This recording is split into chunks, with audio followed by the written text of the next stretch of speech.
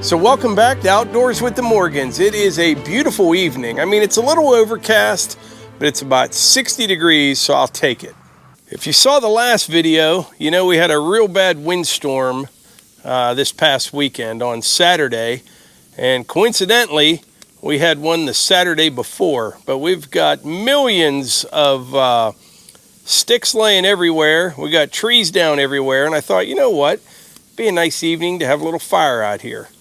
If you are curious, I was using the Stihl GTA 26. This is like a little pruning saw. Works really well. Battery life isn't that great. If you get one, I'd get a couple batteries. We don't use it much, but when we do, it comes in pretty handy, especially for little stuff like this. Probably be a good thing just to kind of keep in the truck, or if you're camping or whatever, it'll definitely get you out of a pinch. But like I said, you're going to need a couple batteries. I'm not sure how long, you know, the battery would really last, but I mean, I just cut up all this stuff right here, and it was still at about half or 3/4, so that'll give you some idea. But anyway, I have good news to report. Our power is back on. It's now Monday evening, and let's see, the power went out about 2 p.m. Saturday afternoon, and they got it back on today about noon. So it wasn't too bad, but it did give me a chance to use our new Honda generator. After last week's windstorm, I said I need to do something like a whole house unit, and I wasn't sure what I was going to do, but I wanted to at least try one of these little Honda generators. It's not a fix-all by any means, but it definitely got us through the last couple days, kept all the freezers nice and cold, the refrigerator. I charged some battery packs with it. It actually worked pretty well. We'll probably end up using that generator more down in West Virginia than we do here, but so far I'm pretty impressed with it. Right now I'm going to show you what it takes to get it up and running and ready to go. So the generator has a nice handle on the top, weighs in right at about 47 pounds.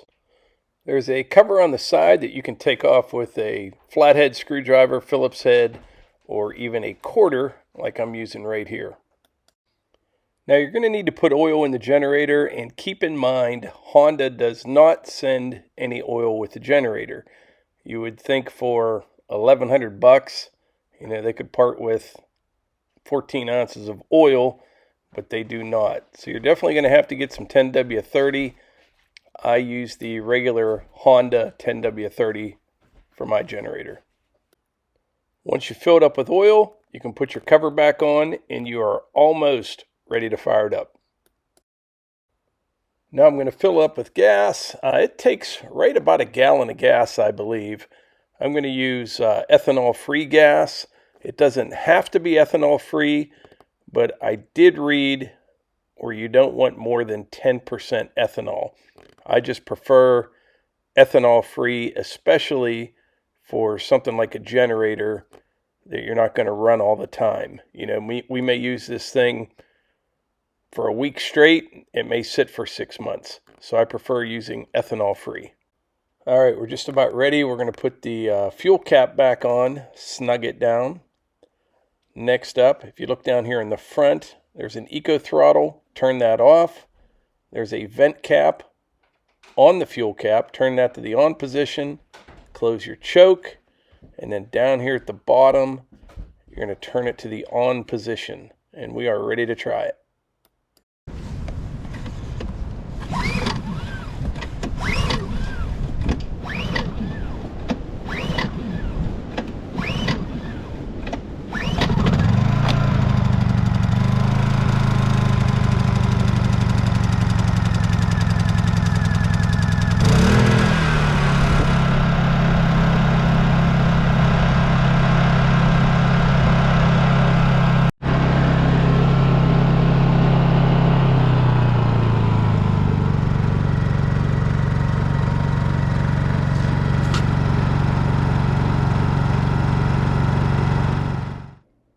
All right, so what you just saw there was me getting the generator all ready to go. That was this past Saturday.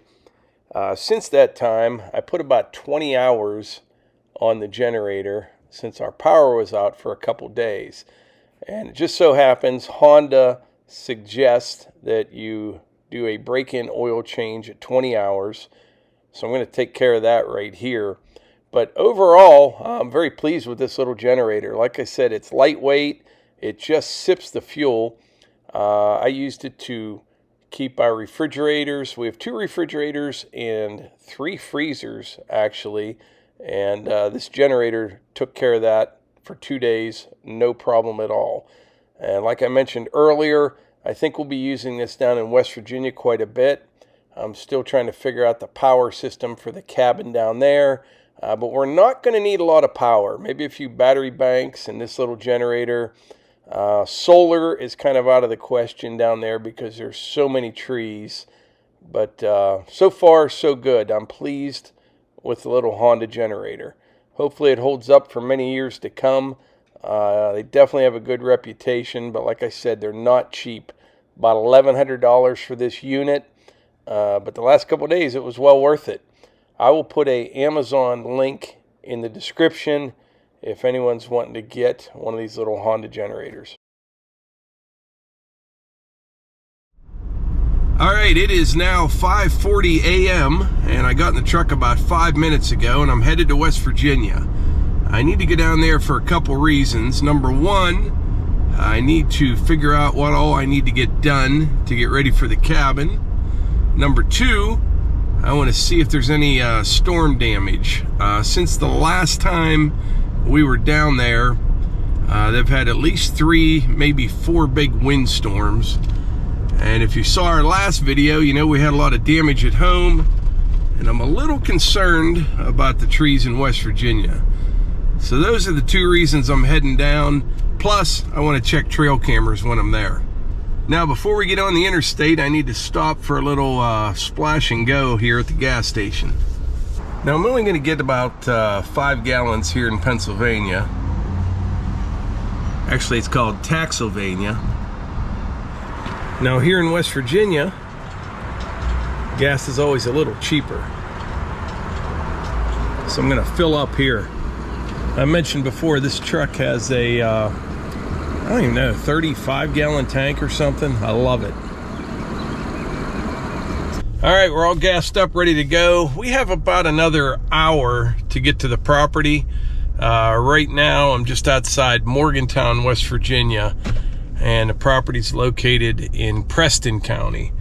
Actually, the eastern part of Preston County. So, about an hour, we should be there, and we'll check things out. All right, we're about 5 miles out from the property right now. So far, things are looking pretty good compared to at home. At home, everywhere you look, there were down trees along the road. So far, haven't seen many issues, but we'll know here in about 10 minutes. All right, we are pulling in. So far, things look okay.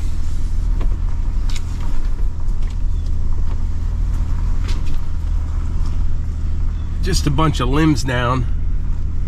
No big deal.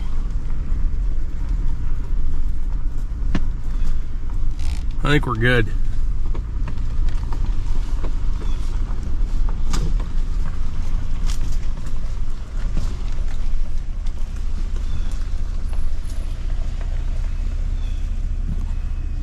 So this little cherry right here, it's been down for a while. And then the last time we were here, that white pine right there, it was broken off. So far, I don't see any other damage. We're gonna take a hike back in the woods here in a minute, and we'll pull some memory cards. But I mentioned last time we were down here, this would be a nice spot right here. I'll take this, what's left of that white pine down, get a lot of lumber out of that right there, and get this cleaned up. But there's a few dead ones in here. But this would be a nice spot right in here, you know, for like cutting firewood, a little work area that's not right next to the cabin. The cabin's going to be back there about 100 yards or so. Next time I come down, which I'm planning on coming down here next week, we'll clean up these couple trees I'll get a load of 2A limestone. I need to finish this part of the circle drive right here. I never got that down last fall. I have the base rock down and it's holding up nice and tight. So we'll take care of this area. And then we're gonna walk over here by where the cabin's going. So where the driveway will break off for the cabin, I need 2A limestone on this. It's funny looking at the driveway, this is all fresh stone, you know, last fall, but there's pine needles on everything, you can't tell now. But we'll come up here with some 2A, get this all coated real nice. I'm definitely gonna rent a roller. We had one down here before, because right where the cabin's gonna go, I need to pound all that base rock in real well, and then we'll get some clean limestone for a base underneath the cabin. And then what else I have to do, right over in that area there, I have some standing water. It's kind of a low spot right there. You know, it comes off that hill, but I need to put a drain in to get rid of all that water over there. I don't think, yeah, I can't go this way with it. I'm gonna have to go that way with it, over that direction. I'll bring my laser down with me when I come down, but we'll put a French drain in here, fill it all the way up the top with stone, and collect any of that water and get it away from the cabin. The cabin, you know, it's going to be sitting up. You got this stone, and then you'll have more stone on top of it and concrete, but I don't want water laying around it, so we'll take care of that as well. I think I can get all that done in just a couple days. We'll have to see. But anyway, I'm going to hike back in the woods. I have one small problem though, and that is I moved one of my trail cameras, and I'm not sure I can remember where I put it. I have an idea, but I'm telling you, everything just looks the same. In these red pines, it does.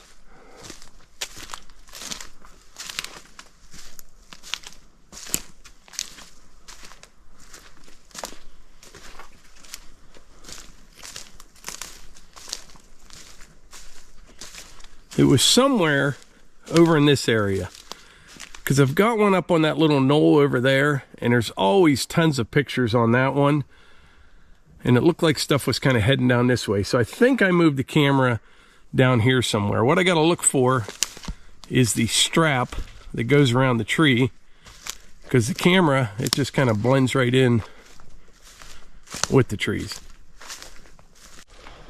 Well, here's one of my cameras. Hopefully this tree just went down this past weekend, because if it was a while ago, I don't think we got many pictures on this one. We'll see. At least it didn't smash it.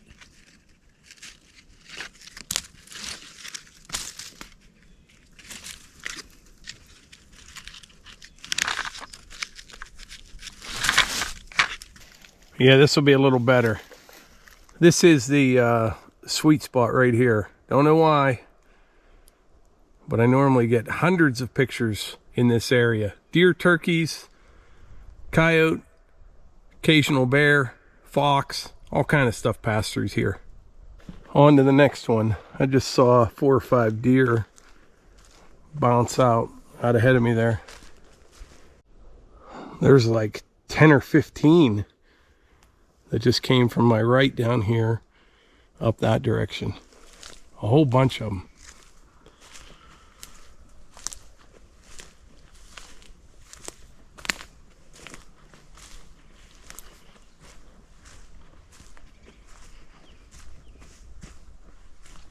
These are all red pine in here with just a few white scattered right here in the middle. Then you get into more red pine. But the majority of the white pine is down that direction. There's about 12 acres complete completely covered in white pine down there. I see another camera up there.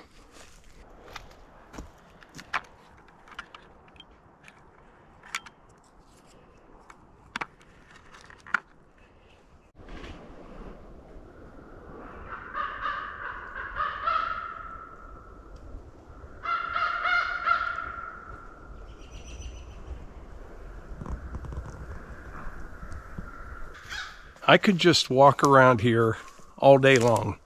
You know, it's only 40 acres, but it is just so nice and peaceful. I just love it down here. I do. This is kind of like the main trail, I guess you could say, coming out through here. Me and a couple friends are planning on doing some spring turkey hunting down here. There's turkeys everywhere. Well, they roost in all these pines, mostly the white pines down there.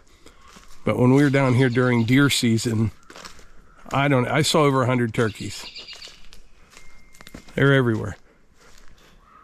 So I think when I moved that other camera, I was coming back the main trail,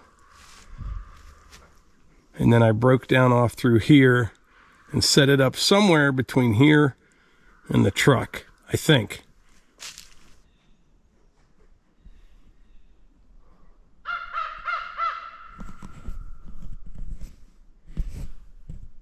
I found it. It's only about 100 yards from the circle drive. I'm almost back to the truck.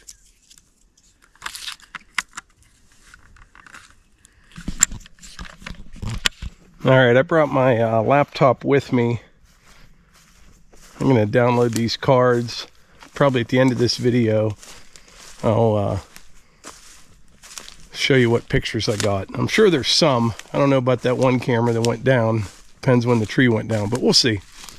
All right, so on that camera that I just found, I realized the last time I was down here was February 9th.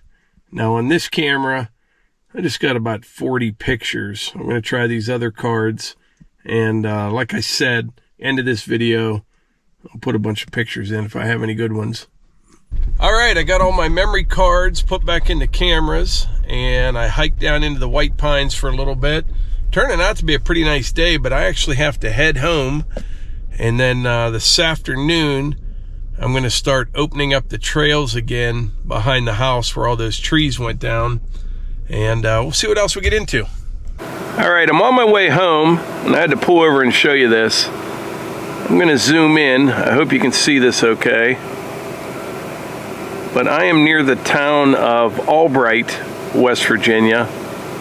There's a big sawmill over there. But look at all those logs. Thousands and thousands of them.